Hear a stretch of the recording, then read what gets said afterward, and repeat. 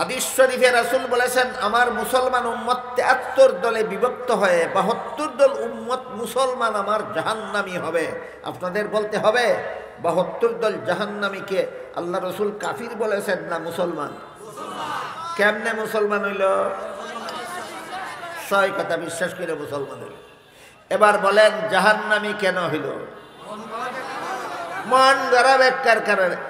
৬ কথা বিশ্বাস করার কারণে মুসলমান, মন গড়া ব্যাখ্যার কারণে জাহান্নামী। ৬ কথা বিশ্বাস করার কারণে মুসলমান, মন গড়া ব্যাখ্যার কারণে জাহান্নামী। ৬ কথা বিশ্বাস করার কারণে মুসলমান, মন গড়া ব্যাখ্যার কারণে জাহান্নামী।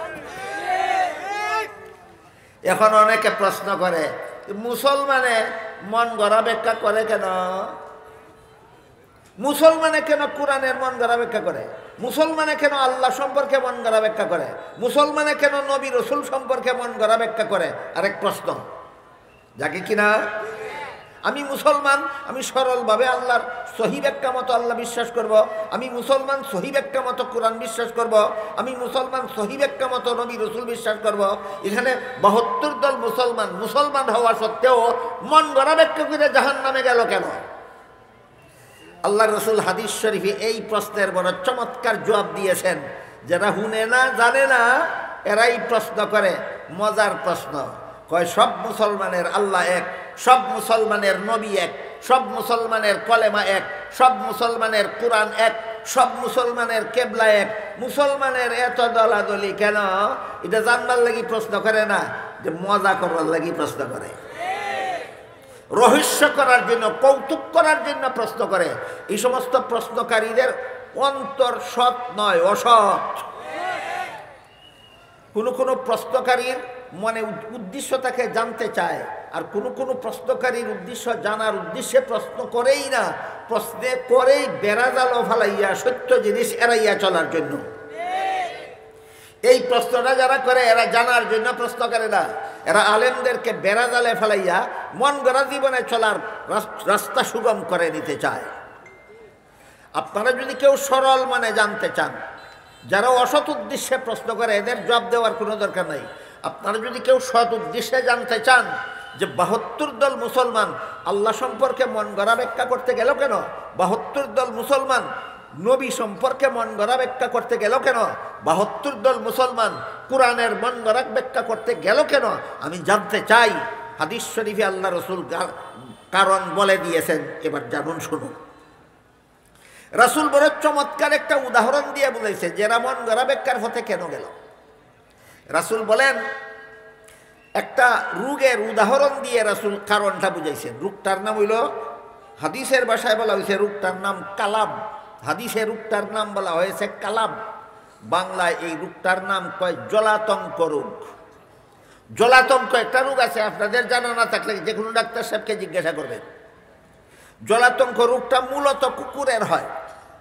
যেই কুকুরের জলাতঙ্ক রোগ হয় সে পাগল হয়ে এলোপাতারি মানুষকে কামড়ায়। এই জলাতঙ্ক রোগে আক্রান্ত পাগলা কুকুরের কামড়ের বিষ মানুষের শরীরের রক্তের কণায় কণায় মিশে যায়। তখন ওই কামড় খাওয়া মানুষটাও জলাতঙ্ক রোগে আক্রান্ত হয়ে যায়। তার আলামত হলো পানির পিপাসায় কলিজা ফেটে মারা যায়, কিন্তু পানি দেখলে পান করবে দূরের কথা, কাছে যেতেও ভয় পায়। এই হলো জলাতঙ্ক রোগের লক্ষণ। আল্লাহ রসুল বলেন, এইরকম পাগলা কুকুরের কামড় খাওয়া জলাতঙ্ক রোগে আক্রান্ত মানুষটার শরীরের রক্তের কণায় কণায় যেমনভাবে পাগলা কুকুরের কামড়ের বিষ মিশে যায়, ঠিক তেমনিভাবে আমার মুসলমান উম্মতের মধ্যে ৭২ দল মুসলমান উম্মতের রক্তের কণায় কণায় দুনিয়ার লোভ লালসা মিশে যাবে। এইরকম দুনিয়ার লোভে পড়ে এরা ইমানের ৬ কথার মন গড়া ব্যাখ্যা করবে। একটা একটা করে প্রশ্ন এবং জবাব বোঝা দরকার, স্মরণ রাখা দরকার। ১ নম্বর প্রশ্ন হইল, ৭২ দলকে যে আল্লাহ রসুল জাহান্নামী বলেছেন এরা অমুসলমান না মুসলমান? মুসলমান কেমনে হয়েছিল? ৬ কথা বিশ্বাস করে। ২ নম্বর প্রশ্ন হইল, মুসলমান হইয়া থাকলে জাহান্নামী কেন? মন গড়া ব্যাখ্যার কারণে। ৩ নম্বর প্রশ্ন হইল, মুসলমান হইয়া ইমানের কথাগুলিরে মন গড়া ব্যাখ্যা করতে গেল কেন? যদি সহি ব্যাখ্যা মানে দুনিয়ার স্বার্থ হাসিল হয় না, সহি ব্যাখ্যা মানলে দুনিয়ার স্বার্থ হাসিল হয় না। এই জন্য কোরআনের মন গড়া ব্যাখ্যা করে, কোরআন মানি কথাটাও যেন ঠিক থাকে আর দুনিয়ার স্বার্থটাও যেন হাসিল হয়। দেখুন তো রসুলের উদাহরণ এবং আপনাদের সাথে বুঝের সাথে মিল হয়েছে কিনা। তাহলে এইরকম প্রশ্ন যারা করে, সব মুসলমানের আল্লাহ এক, সব মুসলমানের নবী এক, সব মুসলমানের কলেমা এক, সব মুসলমানের কেবলা এক, মুসলমানের এত দলাদলি কেন? এই প্রশ্নের কোনো জবাব হাদিসে নাই। কি জবাব? কি জবাব? সব মুসলমানের কোরআন তো একই, 72 দলে 72 ভাবে ব্যাখ্যা করে এমন গড়া মতো কেন? শুদ্ধ ব্যাখ্যা মেনে নিলে তার দুনিয়ার স্বার্থ হাসিল হয় না। আল্লাহ সম্পর্কে 72 রকমের ব্যাখ্যা, মন গড়া ব্যাখ্যা করে কেন? আল্লাহ সম্পর্কে সহি ব্যাখ্যা মেনে নিলে তার দুনিয়ার স্বার্থ হাসিল হয় না। নবী সম্পর্কে 72 রকমের ব্যাখ্যা করিয়া জাহান্নামে যায় কেন?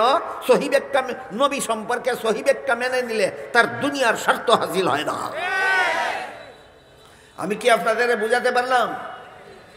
মুসলমানের দল 6 কথা বিশ্বাস করা সত্ত্বেও ইমানের 6 কথার মন গড়া ব্যাখ্যার দিকে যায় কেন? সহি ব্যাখ্যা মানলে দুনিয়ার স্বার্থ হাসিল হয় না। এই জন্য দুনিয়ার স্বার্থটা বজায় রাখার জন্য এরা আল্লাহ সম্পর্কে মন গড়া ব্যাখ্যা শুরু করে দেয়, নবী সম্পর্কে মন গড়া ব্যাখ্যা শুরু করে দেয়। আপনারা যদি কষ্ট স্বীকার করে ধারাবাহিকভাবে বসে বসে শুনুন, আমি কিছুটা উদাহরণ দেওয়ার চেষ্টা করব। আমাদের সমাজের কত হাজার কত লক্ষ মুসলমান মন গড়া ব্যাখ্যা মতো নবী বানায়। আমাদের সমাজে লক্ষ লক্ষ মুসলমান আছে যারা সহি ব্যাখ্যা মতো নবী মানে না, নবী মানে মন গড়া ব্যাখ্যা মতো। তাদের ব্যাখ্যা মতো, তাদের মন গড়া ব্যাখ্যা যারা নবীর বেলায়, তাদের মন গড়া ব্যাখ্যা যারা মানে না, এদের বিরুদ্ধে আন্দোলন শুরু করে দেয়, বলে নবী মানে না।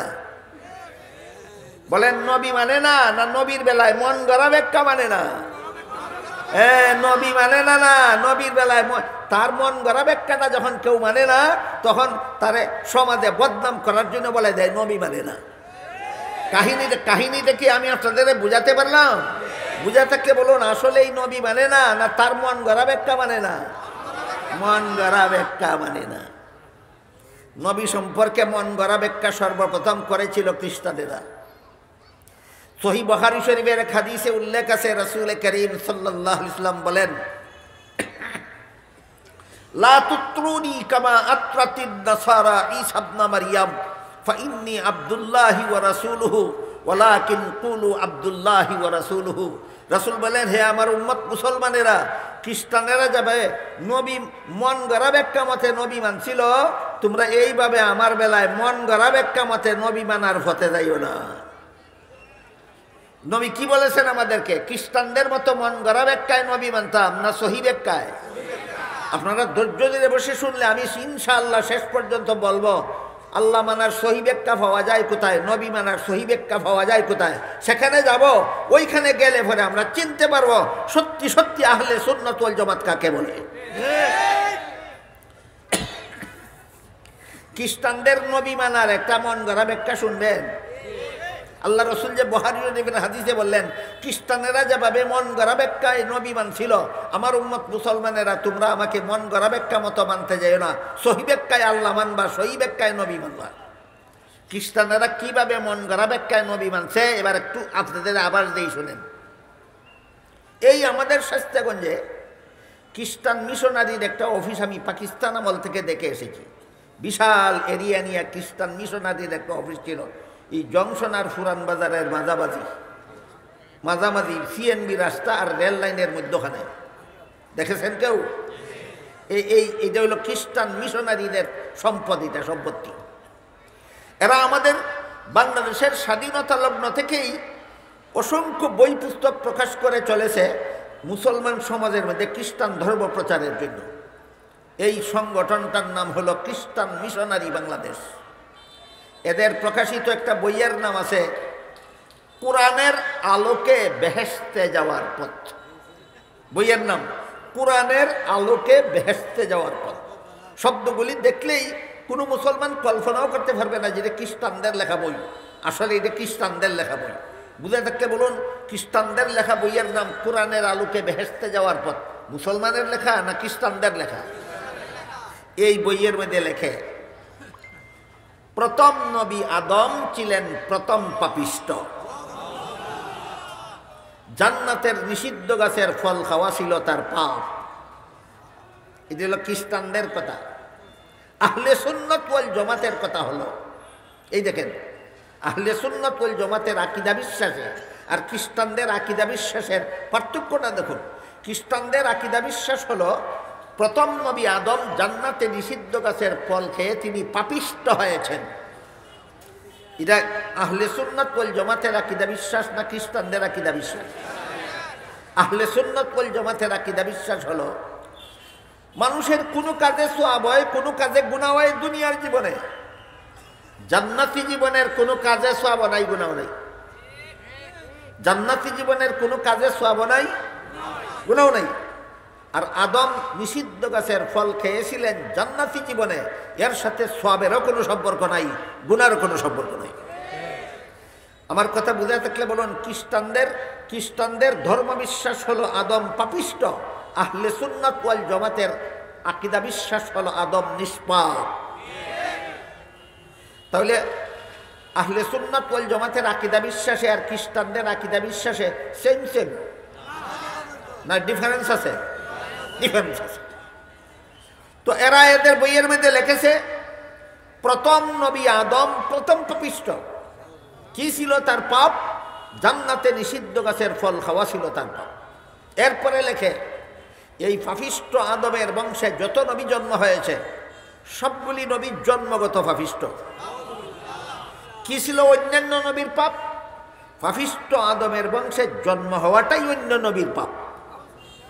এরপরে লেখে শেষ পর্যন্ত আল্লাহ একজন নবীকে নিষ্পাপ বানাবার জন্য এই নবীকে আর পাপিষ্ট আদমের বংশে জন্ম না দিয়া আল্লাহ নিজের ঔরসে জন্ম দিলেন। ইনি হলেন হযরত ঈসা আলাইহিস সালাম।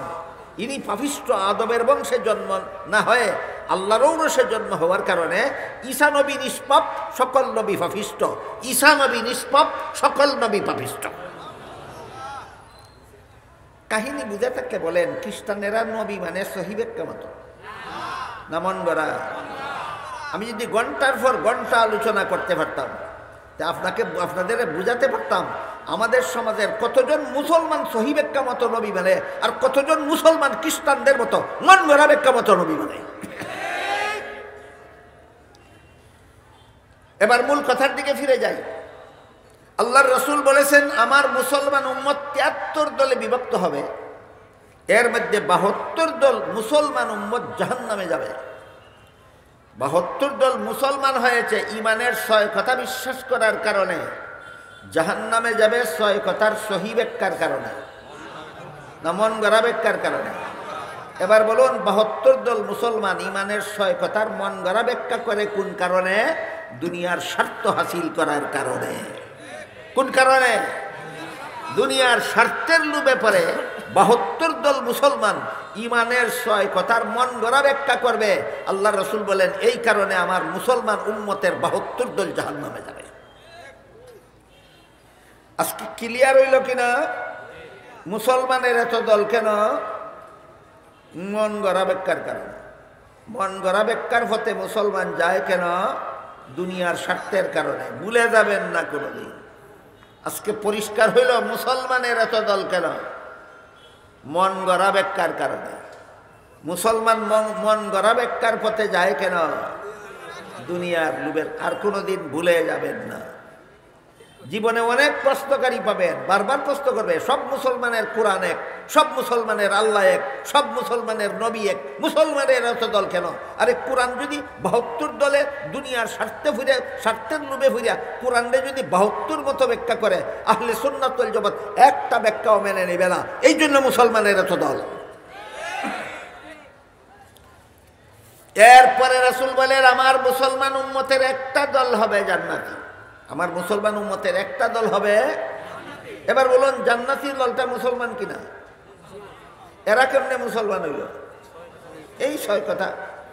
জান্নাতি দলটা যেহেতু মুসলমান, এরা ৬ কথা বিশ্বাস করেই মুসলমান হইল। জানার ব্যাপার হইল এই মুসলমানের এই দলটা জান্নাতি কেন হইল? একমাত্র কারণ মুসলমানের একটা দলকে আল্লাহ রসুল জান্নাতি বলেছেন, এরা ইমানের 6 কথা মন গড়া ব্যাখ্যা করে না, দুনিয়ার লুবে ফিরে ইমান ব্যবহার করে না। এরা সুদা পথে জান্নাতে যাওয়ার জন্য, দুনিয়ার স্বার্থ হাসিল করার জন্য নয়, সুদা পথে সিরাতে মুস্তাকিমের পথে জান্নাতে যাওয়ার জন্য ইমানের 6 কথা সহি ব্যাখ্যা মতো বিশ্বাস করে। এখানে 2 কথা মানতে হবে, বিশ্বাস জানতে হবে। 1 নম্বর, একদল মুসলমান জান্নাতি, এরা মুসলমান 6 কথা বিশ্বাস করার কারণে। জান্নাতি কেন? মন গড়া ব্যাখ্যার পরিবর্তে সহি ব্যাখ্যার কারণে। ওরা মন গড়া ব্যাখ্যার পথে গেল কেন? দুনিয়ার স্বার্থের কারণে। এরা মন গড়া ব্যাখ্যার পথে গেল না কেন? এরা দুনিয়ার স্বার্থ চায় না, এরা সুদা পথে জান্নাতে যেতে চায়। ক্লিয়ার হয়েছে নি? 72 দল ইমানের 6 কথার মন গড়া ব্যাখ্যা করে কেন? এরা সুদা পথে জান্নাতে যাওয়া ছেড়ে দিয়ে দুনিয়ার স্বার্থ হাসিল করতে চায়।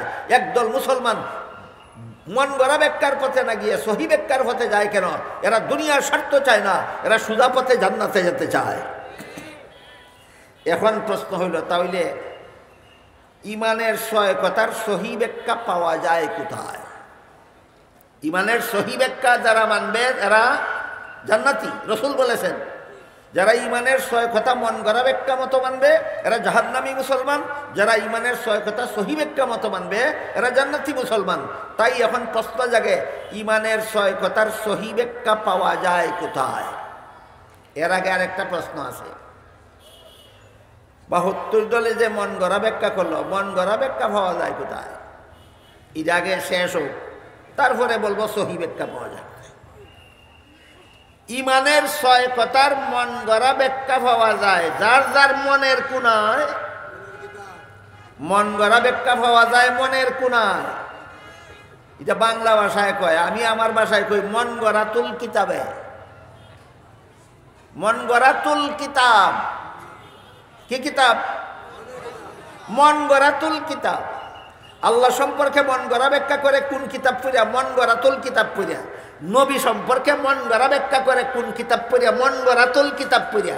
মানে মনের কোনার থেকেই ব্যাখ্যা উদ্ভব করে, খ্রিস্টানদের মতো। খ্রিস্টানেরা যা কইল প্রথম নবী প্রথম পাপিষ্ট, কি কইরা? নিষিদ্ধ গাছের ফল খাইয়া। ব্যাখ্যা কি সহি কিতাবও হয়েছে না মন গড়া কিতাবে? খ্রিস্টানরা যা কইল সমস্ত নবী জন্মগত পাপিষ্ট, কি তাদের পাপ? পাপিষ্ট আদমের বংশের জন্ম হওয়াটাই তাদের পাপ। যে সত্যই কোনো কিতাবের কথা না মন গড়া কথা? মন গড়া কথা।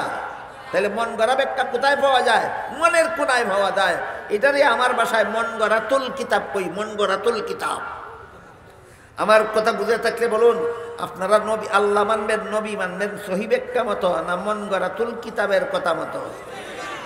তাই এবার প্রশ্ন জাগে, ইমানের 6 কথার সহি ব্যাখ্যা পাওয়া যায় কোথায়? প্রশ্ন সাহাবায়ে কেরাম করেছিলেন, আল্লাহ রসুল জবাব দিয়েছেন। জবাব রসুলের ভাষায় জবাবটা হইল মা আনা আলাইহি ওয়া আসহাবি। সারমর্ম হলো ইমানের 6 কথার সহি ব্যাখ্যা পাওয়া যায় 2 ঠিকানায়। ইমানের 6 কথার সহি ব্যাখ্যা পাওয়া যায় কত ঠিকানায়? 2 ঠিকানায়। এক ঠিকানার নাম নবীর সুন্নত, এইটা ভুলে যাবেন না কোনোদিন। এক ঠিকানার নাম ইমানের 6 কথার সহি ব্যাখ্যা যে 2 ঠিকানায় পাওয়া যায়, এই 2 ঠিকানার এক ঠিকানার নাম হইল নবীর সুন্নত, আর এক ঠিকানার নাম হলো সাহাবাগণের জমাত। যারা মানে তাদের নাম আহলে সুন্নত ওয়াল জমাত। আইসেনি গাড়ি দুনিয়াই ঘুরাইয়া জাগাত, গাড়ি গাড়ি আহলে সুন্নাত ওয়াল জামাতের গাড়ি দুনিয়াই চক্কর দিয়া জাগাত আইসেনি। ইমানের 6 কথার সহি ব্যাখ্যা যারা নবীর সুন্নত থেকে গ্রহণ করে, সাহাবায়ে কেরামের জমাত থেকে গ্রহণ করে, এই জন্য এদের নাম আহলে সুন্নত ওয়াল জামাত। এবার বলুন, 72 দল মুসলমান মন গড়া ব্যাখ্যা করে জাহান্নামে গেল, জাহান্নামে গেল, মন গড়া ব্যাখ্যা পাইছিল কোথায়? মনের কোনায়। একদল মুসলমান সহি ইমানের 6 কথা সহি ব্যাখ্যা মতো গ্রহণ করার কারণে জান্নাতে যাবে। সহি ব্যাখ্যা পাবে কোথায়? বলুন 2 ঠিকানায়। ইমানের কথার সহি ব্যাখ্যা পাবে কোথায়? দুই ঠিকানায়। প্রথম ঠিকানার নাম নবীর সুন্নত, বলুন নবীর সুন্নত। দ্বিতীয় ঠিকানার নাম সাহাবাগণের জমাত, বলুন সাহাবাগণের জমাত। এই কারণে দলটার নাম আহলে সুন্নত ওয়াল জামাত। এই কারণে দলটার নাম আহলে সুন্নত ওয়াল জামাত। আহলে সুন্নত কথার অর্থই হইল নবীর সুন্নতের অনুসারী। ভালো রকম শুনবেন, ভালো রকম বুঝবেন, ভালো রকম মনে রাখবেন। আহলে সুন্নত কথার অর্থই হইল নবীর সুন্নতের অনুসারী। কার সুন্নতের? নবীর সুন্নতের। ওয়াল জামাতের অর্থই হইল জামাতের অনুসারী। কার জামাতের? সাহাবায়ে কেরামের জামাতের। ইমানের কথার সহি ব্যাখ্যার জন্য যারা নবীর সুন্নতের অনুসারী ওইল আহলে সুন্নত, আর জামাতে সাহাবার অনুসারী ওইল ওয়াল জামাত। এরা ইমানের কথার সহি ব্যাখ্যা দুই ঠিকানার থেকে গ্রহণ করে। একটা ঠিকানার নাম নবীর সুন্নত, এই কারণে দলের নাম আহলে সুন্নত। আর একটা ঠিকানার নাম সাহাবাগণের জামাত, এই জন্য দলের নামের শেষের অংশ ওয়াল জামাত। আপনারা বিজ্ঞাপনে দেখে থাকবেন আহলে সুন্নাত উলামা পরিষদের পক্ষ থেকে আয়োজিত আজকের এই সমাবেশ। আমার কথা শুনলে আর বিজ্ঞাপন দেখলে কারো মানে প্রশ্ন জাগতে পারে যে শুধু আহলে সুন্নাত এখানে লেখা। আপনার কথাই বুঝলাম ইমানের কথার সহি ব্যাখ্যা শুধু সুন্নতে পাওয়া যায় না, জমাতে সাহাবায়ও পাওয়া যায়। যে কারণে দলটার নাম শুধু আহলে সুন্নাত নয়, দলটার নাম আহলে সুন্নাত ওয়াল জামাত। তাইলে এই আহলে সুন্নাত উলামা পরিষদের ওয়াল জামাত গেল কোথায়? প্রশ্ন জাগতে পারে যে আহলে সুন্নাত উলামা পরিষদের ওয়াল জামাত গেল কোথায়? এটার জবাব হইল সংক্ষিপ্তকরণ। জবাব কি? সংক্ষিপ্তকরণ। যেমন মুসলমানের প্রথম কলেমা লা ইলাহা ইল্লাল্লাহু মুহাম্মাদুর রাসূলুল্লাহ। মুসলমানের প্রথম কলেমা শুধু লা ইলাহা ইল্লাল্লাহ, না মুহাম্মাদুর রাসূলুল্লাহ সহ, মুহাম্মাদুর রাসূলুল্লাহ সহ। কিন্তু জিকির করার সময় সংক্ষিপ্তকরণের জন্য শুধু বলে লা ইলাহা ইল্লাল্লাহ, লা ইলাহা ইল্লাল্লাহ, লা ইলাহা ইল্লাল্লাহ। এখানেও তো আপনি প্রশ্ন করে বসবেন মুহাম্মাদুর রাসূলুল্লাহ গেল কোথায়? মনে মনে আছে। একজনে লা ইলাহা ইল্লাল্লাহ জিকির করে, লা ইলাহা ইল্লাল্লাহ জিকির করে। কলেমা তো শুধু লা ইলাহা ইল্লাল্লাহ না, কলেমা তো লা ইলাহা ইল্লাল্লাহু মুহাম্মাদুর রাসূলুল্লাহ। এই মিয়া তুমি যে লা ইলাহা ইল্লাল্লাহ জিকির করো, অর্ধেক কলেমার জিকির করো, বাকি অর্ধেক গেল কোথায়? এই প্রশ্নের যেই জবাব, এরাও তো অর্ধেক নাম দিল উলামা পরিষদের, বাকি অর্ধেক গেল কোথায়? ওই প্রশ্নের সেই জবাব।